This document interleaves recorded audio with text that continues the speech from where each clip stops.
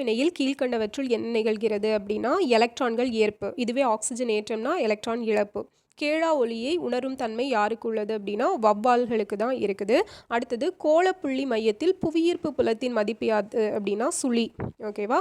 So next பாருங்க, பின்வருவனவற்றுள் சரியாக பொருத்தப்பட்ட இணையை தேர்ந்தெடுக்க அப்படின்னு சொல்லி கேட்டிருக்காங்க.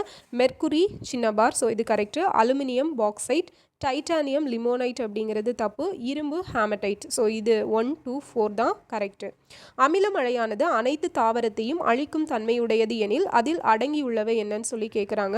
ஸோ இதுக்கு ஆன்சர் பார்த்தீங்க அப்படின்னா சல்ஃபியூரிக் ஆசிட் அப்படிங்கிறது தான் கரெக்டு. அடுத்தது கலீனா என்பது கீழ்கண்டவற்றுள் உள்ள எந்த உலோகத்தின் தாது பொருள் அப்படின்னா காரியம், லெட்டோட தாது பொருள் தான் இந்த கலீனா அப்படிங்கிறது. அமினோ அமிலத்தில் உள்ள ஐசோ எலக்ட்ரிக் புள்ளி என்னன்னா மின்முனை கவர்ச்சியின் போது pHல் எந்த நகர்வும் ஏற்படுவதில்லை அப்படிங்கிறது தான். அடுத்தது KMNO4ல் MNஇன் ஆக்சிஜனேற்ற எண் 7.